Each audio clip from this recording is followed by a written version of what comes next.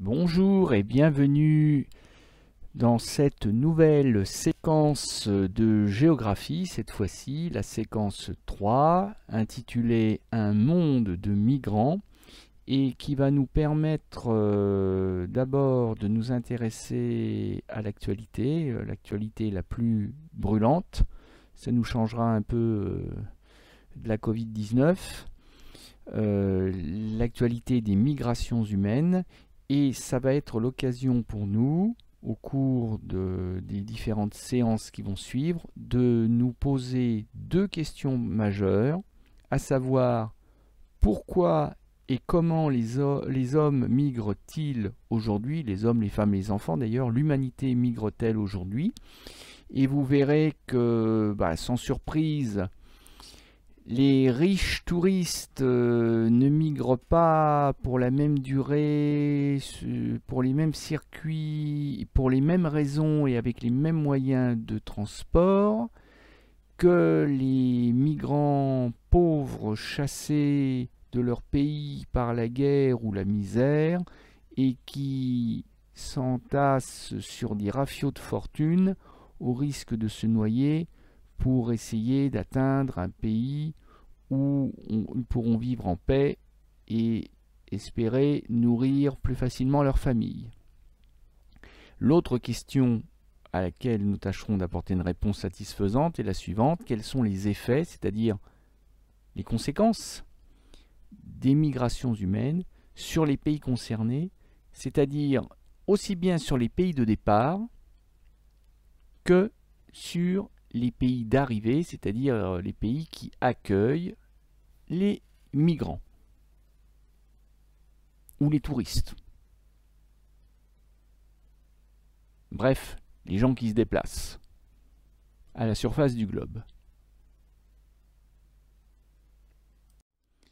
Alors, quand je parle d'actualité brûlante, peut-être avez-vous entendu parler de ces 8000 migrants, le chiffre est un record pour la région, de ces 8000 migrants qui, en l'espace de 2 jours, ont, à la nage, traversé sur plusieurs kilomètres la frontière séparant le Maroc de l'enclave espagnole, c'est-à-dire de ce tout petit morceau de territoire espagnol d'à peine 18 km² au Maroc, ce territoire espagnol que l'on appelle Ceuta.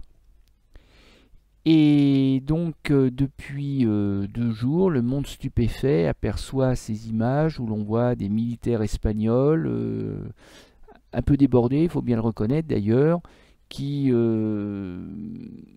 parquent des migrants, parfois très jeunes, parfois des enfants, comme vous pouvez le voir au premier rang, en attendant de les renvoyer d'ailleurs à l'expéditeur, si je puis dire, puisque sur les 8000 migrants arrivés illégalement à Ceuta, 4000 ont déjà été renvoyés, mais cette fois-ci pas à la nage, évidemment, dès le lendemain. Ça nous permettra d'étudier la crise des migrants de 2015 lors d'une prochaine séance. Aujourd'hui, nous allons commencer par une œuvre d'histoire des arts, et oui, c'est mon petit péché mignon, vous le savez bien, une œuvre célèbre, comme un certain nombre d'œuvres d'ailleurs, de cet artiste d'autant plus célèbre qu'il est très mystérieux et que l'on appelle Banksy. Grand A, le radeau de la Méduse, revisité par Banksy. Et à travers cette œuvre, nous allons nous demander quels sont les points de vue, quels sont les messages, si vous préférez, concernant la crise des migrants en Europe, que le mystérieux artiste Banksy nous propose de partager avec lui.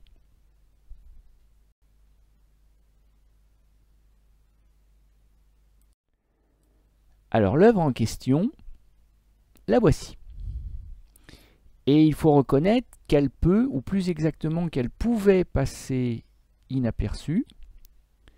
J'emploie le passé parce que cette œuvre n'existe plus. Parce que, comme vous pouvez le voir, c'est un dessin au pochoir, c'est-à-dire réalisé sur un mur, sans l'accord du propriétaire, hein, ça va de soi. Donc c'est une œuvre clandestine, illégale, qui tombe sous le coup de la loi en France qui interdit d'afficher n'importe où des tracts ou des graffitis ou des dessins. Et cette œuvre a été effacée par le propriétaire du mur, qui n'est autre d'ailleurs que le propriétaire de la pharmacie sur laquelle le mystérieux Banksy a donc dessiné son œuvre. Donc il ne nous reste plus de ce radeau de la Méduse revisité par Banksy qu'une série de photographies. Et donc on voit que c'est une des particularités de l'œuvre de Banksy, de ce street artiste, de cet artiste de rue, c'est que ses œuvres sont éphémères.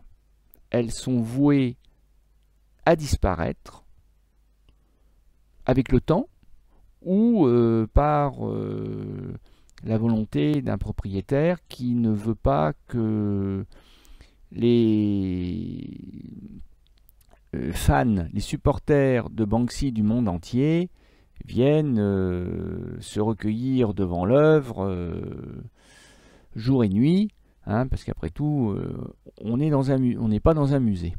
Alors la question qu'il faut se poser, c'est où se trouvait cette œuvre? Et on n'a pas beaucoup d'indications, mais le panneau stop, bon, c'est stop dans tout, c'est un mot un peu universel. La croix verte pour la pharmacie, ça pourrait être la France, et oui, il se trouve que c'est la France, parce que cette œuvre a été dessinée par Banksy, et a été photographiée, prise en photo, c'est ce que je voulais dire, à Calais. La question maintenant, c'est où est Calais?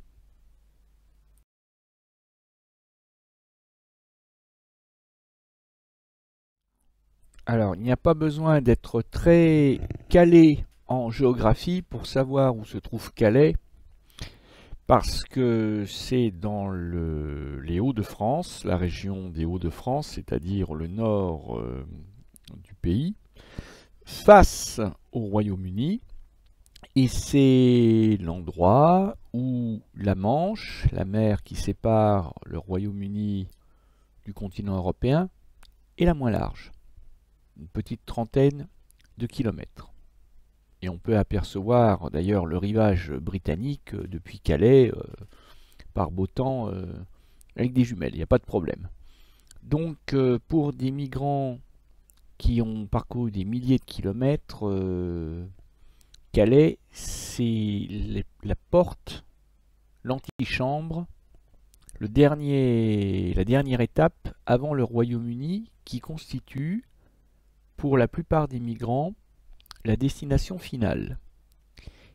Et c'est pour cela que s'entassent des milliers de migrants venus d'Afrique ou d'Asie qui n'ont qu'un but, traverser la Manche, quel que soit le moyen, pour entrer illégalement, clandestinement, ça va de soi, puisqu'on a affaire à des sans-papiers, au Royaume-Uni.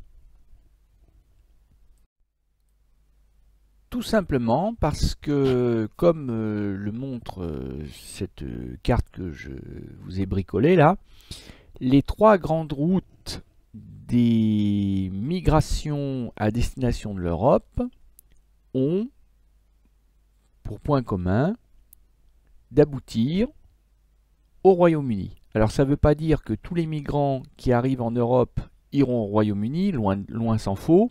Beaucoup s'arrêteront avant, en Italie, en France, en Allemagne, même en Grèce. Ça va dépendre de beaucoup de choses.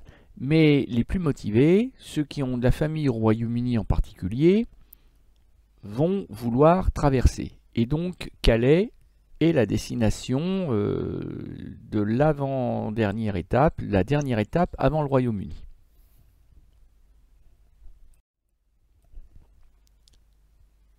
Calais, c'est aussi là, enfin plus exactement dans la commune de Coquelles, qui est dans la banlieue de Calais, c'est là que se trouve aussi le fameux tunnel sous la Manche, hein, qui permet par voie ferroviaire de passer sous la Manche et de rejoindre le Royaume-Uni facilement, enfin facilement, quand on a des papiers et que l'on peut donc traverser légalement la frontière.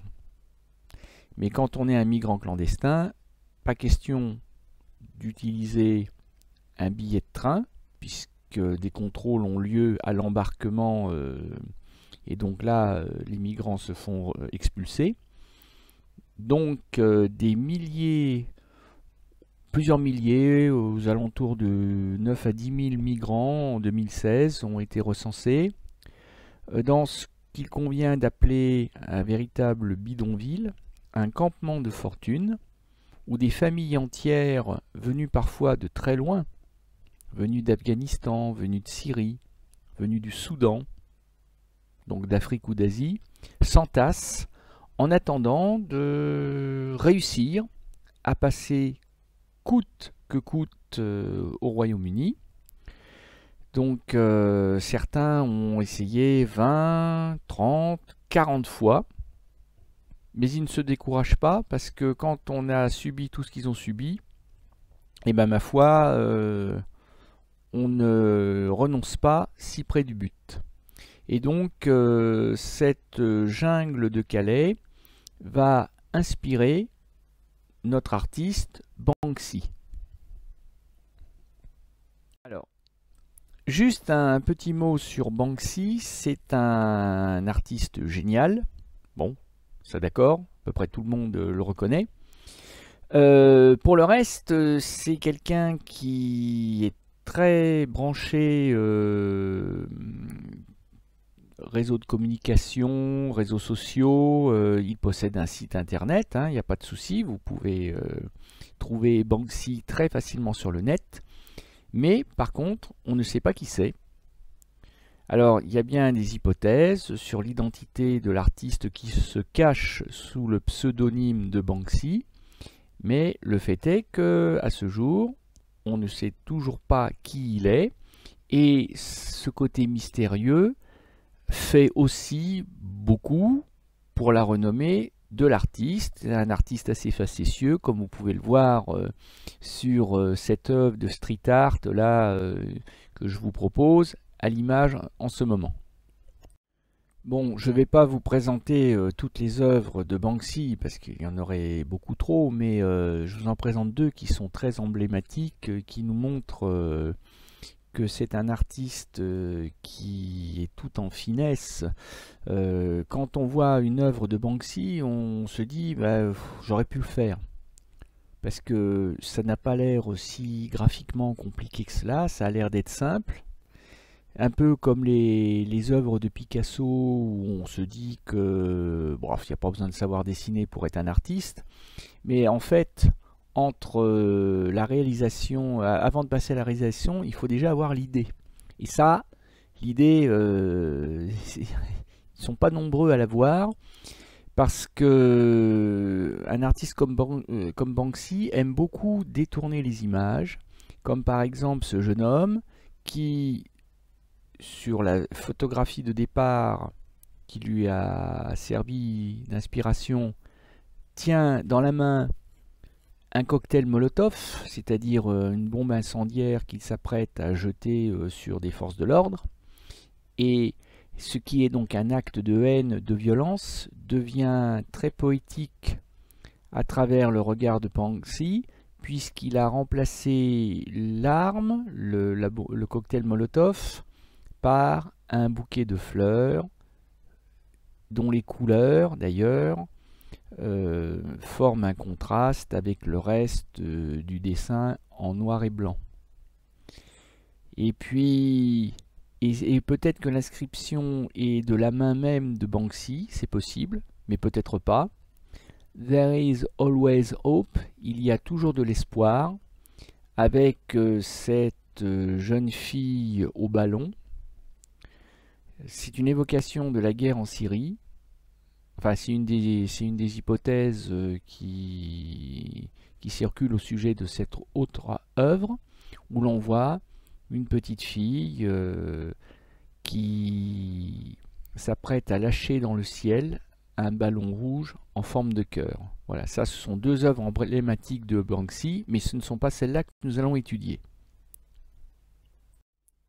Parce que justement, il est temps d'en revenir à notre œuvre du jour, ce radeau de la Méduse, revisité par Banksy.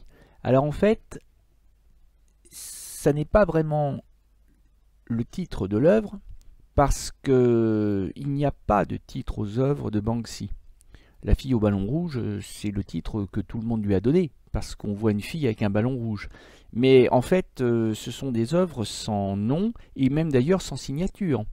Alors, on sait que ce sont des œuvres de Banksy, parce que Banksy les met en ligne sur son site internet. Mais pour le reste, il n'y a pas de signature, hein. C'est vraiment un artiste hors norme que ce Banksy. Et si ce dessin au pochoir vous rappelle quelque chose, eh bien c'est tant mieux, parce que nous avons vu l'œuvre originale. Alors là, c'est pas une photographie, c'est carrément un tableau du 19e siècle que Banksy a détourné. Avant de voir de quelle œuvre il s'agit, une œuvre célèbre que nous avons croisée ensemble au cours de notre année en histoire, eh bien, je vous propose de reprendre le plan habituel quand on étudie une œuvre d'art. On va commencer par remplir la fiche d'identité de l'œuvre. Donc je vous ai en fait à peu près tout dit, donc on peut la remplir ensemble hein, maintenant. Donc le titre de l'œuvre, il n'y a pas vraiment de titre, mais on peut l'appeler le radeau de la Méduse version Banksy si on veut. Donc le nom de l'artiste, c'est un pseudonyme, Banksy, qui a été réalisé cette œuvre en décembre 2015. Donc c'est un dessin sur un mur. Donc c'est du street art, l'art des rues. C'est un dessin au pochoir. Alors les dimensions, je ne les ai pas vraiment, mais bon, vous avez vu la photographie. Hein. C'est pas une œuvre monumentale. Le commanditaire, eh ben, c'est Banksy lui-même, parce que Banksy ne peint ou ne dessine, ne graffe que ce qu'il a envie de faire.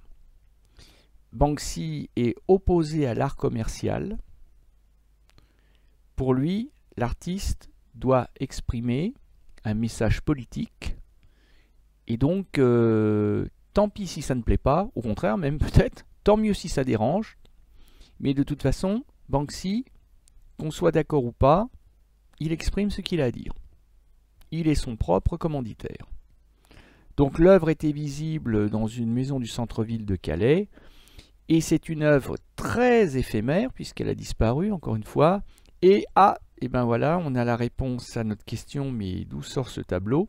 Eh bien, il est inspiré du tableau de Géricault. Théodore de Géricault.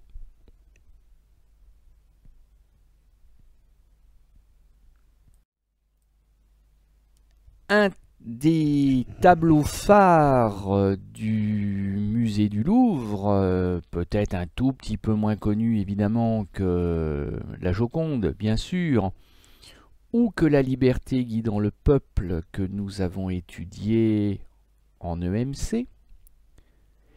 Or justement, c'est quand nous avons étudié la liberté guidant le peuple d'Eugène Delacroix que je vous ai certes rapidement parlé du radeau de la Méduse, le tableau original de Théodore de Géricault, peint en 1818-1819, un tableau célèbre pour l'événement qu'il raconte, un événement qui a sidéré le monde entier, l'aventure à peine croyable de ces marins du navire de la Méduse, de ce navire échoué sur un banc de sable, au large de l'Afrique, que les marins et les voyageurs ont dû abandonner pour s'entasser sur un radeau de fortune pendant que le navire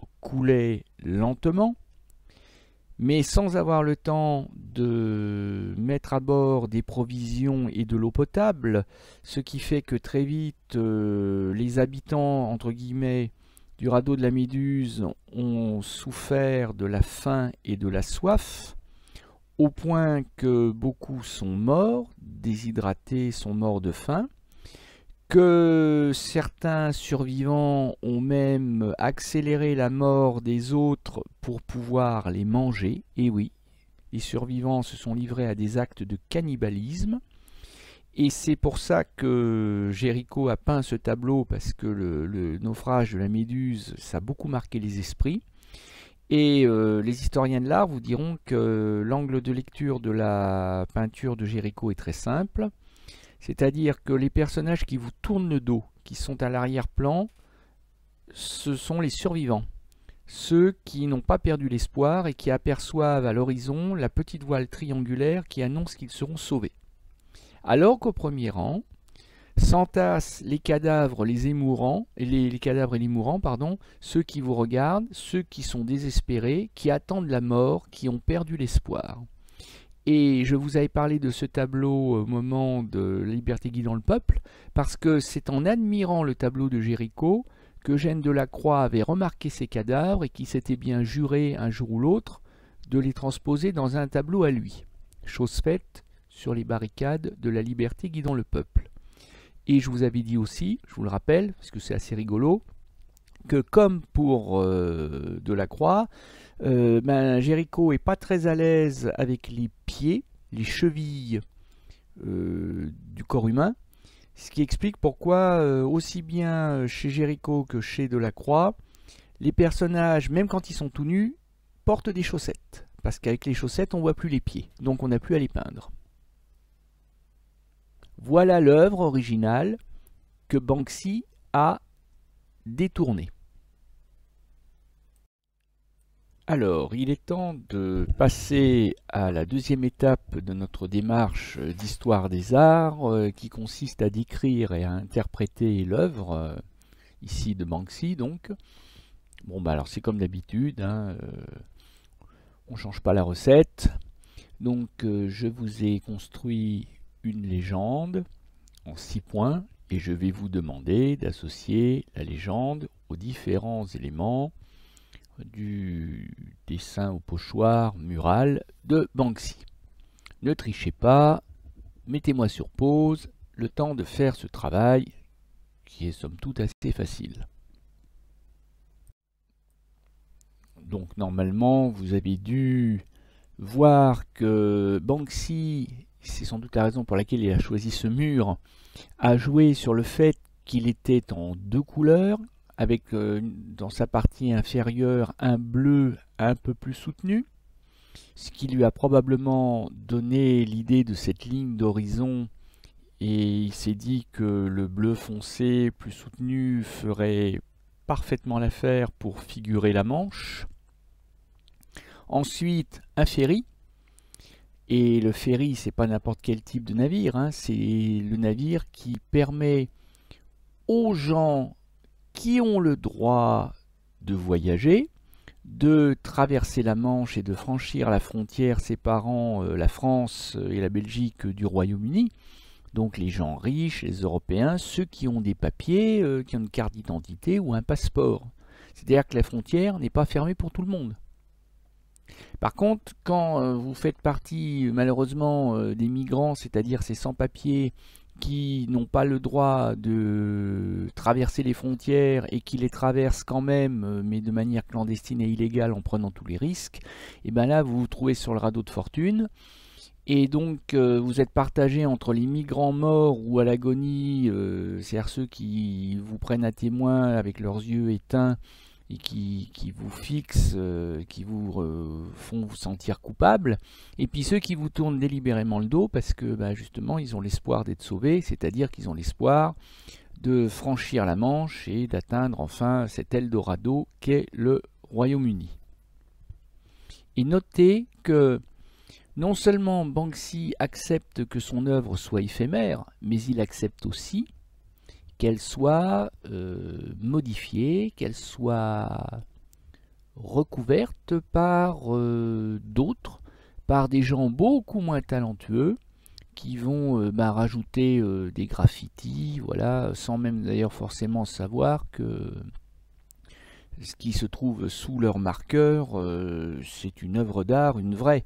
Un peu comme si quelqu'un au musée du Louvre s'amusait à rajouter, je sais pas moi, une paire de moustaches à la Joconde.